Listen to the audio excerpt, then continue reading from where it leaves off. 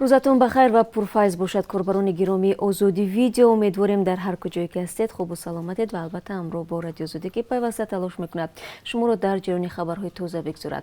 ساعت به وقت پراگ 10 به وقت مسکو 12 و دوشنبه 14 است و من شعله حجت در خدمت شما عزیزان هستم با خبرهای تازه.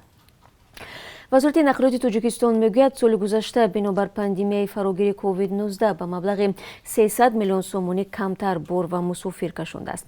نزدیک به یک سال می شود که با سبب پنجشنبه کووید 19 مسافران از تاجیکستان نمیتوانند طریق قطار به بیرون سفر کنند و نیز وارد کشور شوند. بارکشانی هم در این دوره به محدودیت‌های روبرو شده است. عظیم ابراهیم وزیر نقلیات تاجیکستان روز 3 فوریه ضمن نشست خبری گفت جانب تاجیکستان آماده است که حتی شروع از همین روز مسافرکشانی را با قطار به کشورهای دیگر آغاز کند، ولی به گفته او بنابر موردهای زیاد گرفتاری به این بیماری در روسیه از این امر جلوگیری میکنند. در دوران پاندمی هزارها مهاجر تاجیک در روسیه منتظر بازگشت به وطن بودند و بخشی از آنها به واسطه پروازهای چارتری یا غیر نقشه‌ای به کشور برگشتند، ولی برخی دیگر به سبب کمی پول و نرسیدن نوبت منتظر گشوده شدن روی آهن و راههای زمینی ماندند. ضمناً رهبر اجرایی شرکت هوایی سومون ایر توماس هالام سبب گران بودن نرخ‌های بلیط‌های پرواز از روسیه به تاجیکستان را به خراجات اضافی ایجاد شده در شرایط پاندمی کرونا ویروس ربط داد. سومون ایر که آن را منعقدان مونوپولیست بازار پروازهای هوایی تاجیکستان می‌نامند، تنها شرکت ملی است که در دوره پاندمی کرونا ویروس از روسیه به تاجیکستان پروازهای چارتری انجام می‌دهد. در یک مصاحبه اختصاصیش به رادیو آزادی روز 3 فوریه توماس هالام سبب گران بودن قیمت پروازهای چارتری را شرح داد. یک سوال رادیو آزادی این بود که چرا پروازها از مسکو مثلا به سمرقند همسایه نه بیشتر از 25,000 روبل را تشکیل میدهند، در حالی که چپتای خطسری مسکو دوشنبه از 30,000 روبل روسی به بالا است. سبب گران بودن نرخ بلیط ها را جناب هالام چنین توضیح داد: نرخ چپتای هواپیمایی از خراجات پرواز تشکل می‌یابد. عین زمان شرکت پروازهای یک طرفه تحلیوی را اجرا می‌کند و خراجات واقعی پرواز دو طرفه رفت و برگشت به نرخ چپتای یکسان نهاده می‌شود. زیاده از این در مقایسه با همسایگانمان خراجات خطسرهای ما به مراتب بیشتر است. هر یک انتقال دهنده نرخ را در اساس خراجات پروازها مقرر می‌کند. اجرای پروازهای دو طرفه به شرکت امکان کاهش نرخ چپتای را فراهم می‌آورد و ما بی‌صبرانه انتظار اجازه اجرای پروازهای دو طرفه میباشیم، گفت این مسئول شرکت سومون ایر. بینندگان عزیز، شما صحبت مفصل این مسئول را میتوانید در وبسایت رادیوی آزادی بخوانید. از این بابت هنگام تعیین شدن دادرس یا سودیه ها و ادای وظیفه آنها عهده‌دار می شوند که هر سال اعلامیه ها درباره درآمد و وضع مالی خود را پیشنهاد کنند. چون این شرط نو در لایحه قانونی مربوطه را اخیراً وکیلان مجلس نمایندگان تاجیکستان مطرح کردند. پیشنهاد معلومات بر دروغ می تواند برای از وظیفه آزاد کردن سودیه ها اساس شود. طبق اصلاحاتی که در طرح قانون پیشنهاد شده است، افراد بازنشسته و شهروندان خارجی نمی توانند همچون دادرس تعیین و یا انتخاب کردند. در 10 سال گذشته به گفته رئیس جمهوری تاجیکستان 25 دادرس برای جنایت‌های کروپسیونی دستگیر و یا زندانی شدند. ماه دکبر سال گذشته کمیسیون بین‌المللی حقوق‌شناسان در گزارش گفت که سودیه‌ها در تاجیکستان 1600 سومانی، سودیه‌های دادگاه عالی با نظرداشت سابقه کار 4500 سومانی و دادرس‌های دادگاه حربی 6200 سومانی معاش می‌گیرند. به قول این کمیسیون معاش کم دادرس‌ها برای کروپسیون زمینه فراهم می‌کند. در تاجیکستان بیش از 450 دادرس کار می‌کنند و سازمان‌های عمومی حقوق بین‌المللی گفتند نظام دادگاهی پایبند حکومتی اجرایی بوده، مستقل نیست. سازمان پیمان امنیت دست جمعی یا خود ODKB می‌خواهد حفظ مرز تاجیکستان و افغانستان را تقویت بخشد. در این باره دیروز استانیسلاو زاس دبیر کل این سازمان خبر داد. با گفته او برنامه تحکیم سرحدی دو کشور در حال تهیه شدن است و امسال این مسئله در اولویت قرار دارد. سازمان پیمان امنیت دست جمعی نقشه دارد در سال 2021 8 تمرین گسترده نظامی را تشکیل کند که اکثریت آن در قلمرو تاجیکستان گذرانده خواهد شد. وابسته به پاندمی کووید 19 بیشتر این رزمایش‌ها در نیم ساله دوم تحریزی گردیده است، افزود استانیسلاو زاس. вазири тандурустии Тоҷикистон омодагии фурудгоҳи байналмилалии Душанберо барои ташхиси намуди нави коронавирус озмоиш кард.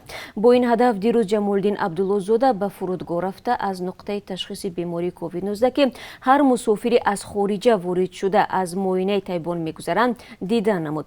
мақомоти бедошти мегӯянд аз аввали сол дар кишвар ягон мавриди гирифторӣ ба COVID-19 сабт нашудааст. санҷидани дурустии ин изҳороту омори расмӣ тавассути манобеи мустақил феълан имкон надорад. ин дар ҳолест ки 3 январи соли ҷорӣ дар Узбекистон аз сабти аввалин бемор бо нави бритониёи коронавирус хабар дод. нави коронавирус дар ҷисми духтари 10-солаи ошкор шудааст ки рӯзи 23 январ ҳамроҳи хонаводааш аз Дубай баргашта буд. қарори ҳабси Алексей Навалний пешвои мухолифини Русия вокунишҳои шадиди кишварҳои ғарбиро ба бор овардааст. бо ҳукми додгоҳи Москав Навалний 2 солу 8 моҳро дар зиндон сипарӣ хоҳад кард.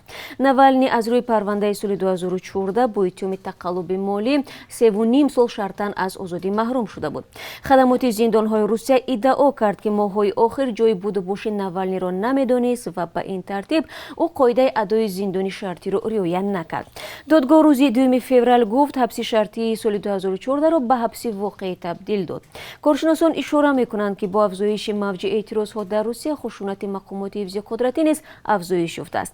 муттаҳидони Алексей Навалний бо норозигӣ аз ҳукми додгоҳ билофосила ҳаводоронашонро ба таҷаммӯъ дар маркази Москав даъват карданд. вакили мудофии сиёсатмадори мухолиф ба хабарнигорон гуфт ба зидди ҳукм эътироз мекунанд. Алексей Навалний дар мурофиаи додгоҳӣ рӯзи сешанбе Владимир Путин раиси ҷумҳурии Русияро ба тарсуӣ муттаҳам кард ва гуфт ӯ ҳамчун Путини заҳролудкунанда дар таърих сабт хоҳад шуд. дар нахустин моҳи соли 2021 дар роҳҳои вилояти Суғд бар асари садамаҳои нақлиётӣ чандин нафар ҷон бохтанд. бино ба иттилои хадамоти матбуотии бозрасии давлатии автомобилии вилояти Суғд дар давоми моҳи январи имсол дар ин минтақа 11 садамаи нақлиётӣ сабт шудааст. дар пайи он 9 нафар маҷрӯҳ шудаву 12 тани дигар ба ҳалокат расиданд. ба қавли манбаъ дар қиёс бо ҳамин моҳи соли гузашта марги сокинон дар роҳҳо 6 нафар зиёдтар будааст.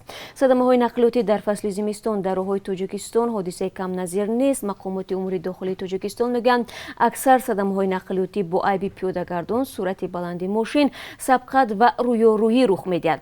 дар ҳоле ки мақомот аз эҳтиёткорӣ суҳбат мекунанд, бисёре аз ронандаҳо ба ноҳамвор ва хатарзо будани роҳҳо ишора менамоянд. парвандаи Кароматулло Ҷабборов, блогери тоҷик ва ширкаткунанда дар саҳнаи шӯхиомез ва ё пранки коронавирус дар метрои Москавро барои баррасии иловагӣ ба додситони Бозпас фиристоданд. додгоҳи Пресненскии шаҳри Москав ҳангоми муҳокимаи парванда дар таъини айбнома қонуншиканиҳоро ошкор кардааст. тибқи ҳукми муваққатии додгоҳ, қонуншиканиҳои ҷойдошта баррасии парвандаи ҷиноиро халалдор мекунад. ёдовар мешавам ки Кароматулло Ҷабборовро рӯзи 8 феврали соли 2020 дар пайи ташкил ва сабти пранк дар вагони метрои Москав дастгир карданд. дар ин саҳна ҷавоне аз ҳуш меравад ва ҳамроҳонаш фарёд мезананд ки ӯ ба вируси хатарноке гирифтор аст. ин ҳолат дар байни мардум воҳима андохтааст. сабти ин лаҳзаро дар интернет гузоштанд ва барои ин шӯхӣ ба блогери тоҷику ҳамроҳонаш то 7 соли маҳрумӣ аз озодӣ таҳдид мекунад. соли гузашта издивоҷи бонувони тоҷик бо шаҳрвандони хориҷӣ камтар шудааст. вазорати адлияи Тоҷикистон мегӯяд дар соли 2020 192 ҳолати издивоҷи занони тоҷик бо шаҳрвандони кишварҳои дигар, аксаран боззодагони Русия, Узбекистон, Афғонистон ва Чин сабт гардидааст ки нисбати соли 2019 11 маврид камтар аст. аксарияти мавридҳои никоҳ бо хориҷиён дар шаҳру ноҳияҳои тобеи марказ ба қайд гирифта шудааст. вазорати адлия кам шудани шумораи чунин никоҳҳоро ба татбиқи қонунгузории Тоҷикистон дар бахши издивоҷ бо хориҷиён рабт дод ки он хориҷиёнро вазифадор мекунад пеш аз издивоҷ бо шаҳрванди Тоҷикистон ҳамсари ояндаи худро бо манзили зист таъмин кунад. шарти дигар ин аст ки шаҳрванди хориҷӣ бояд дасти кам 1 соли охир дар Тоҷикистон зиндагӣ карда бошад. дар душанбе кормандони милиса як сокини 21-солаи шаҳри Кӯлобро боздошт карданд. Меҳроби Дилшод ба 13 ҳолати дуздӣ аз мошинҳое муттаҳам мешавад ки соҳибонашон шабона нақлиёти худро дар берун мегузоштанд. ба қавли раёсати умури дохили пойтахт, гумонбар шабона шишаҳои мошинҳоро шикаста аз дохили он пул ва дигар ашёҳои арзишмандро тасарруф мекардааст. зарари расида ба ронандагони ин мошинҳо 15 000 сомонӣ ҳисоб шудааст. гуфта мешавад танҳо дар шаби соли нав ӯ ӯ дар маҳаллаи Зарнигор ашёи дохили 8 мошинро дуздидааст. Ба гуфтаи манбаъ, ин сокини шаҳри Кӯлоб то ин дам 2 маротиба барои дуздӣ суд шудааст. ҳоло нисбати боздоштшуда парвандаи ҷиноятӣ оғоз гардида, ӯ дар ҳабси пешакӣ қарор дорад. Назари ин ҷавони гумонбар ба иттиҳомоти дар нисбаташ эълон шуда дастрас нест. ва бинандагони азиз, ҳоло чун ҳамеша барои шумо дар бораи қурби асъори хориҷӣ маълумот медиҳам. Бонки миллӣ нархи $1 имрӯз 11 сомониву 30 дирам ва 1 евроро 13 сомониву 6 дирам таъин кардааст. имрӯз 3 феврал 1000 рубли русӣ 148 сомониву 6 дирам нархгузорӣ шудааст, ки нисбати дирӯз 10 дирам бештар мебошад. ин чанд хабари тозае буд, ки ман хостам барои шумо дар ин соат бигӯям ва ташаккур мегӯям, ки моро тамошо кардед. умедворам 3 соат пас дар барномаи хабарӣ ҳамин гуна моро ҳамроҳ хоҳед буд. гузоришҳои зиёд дорем. то он вақт худро эҳтиёт кунед ва рӯзи бобарор дошта бошед.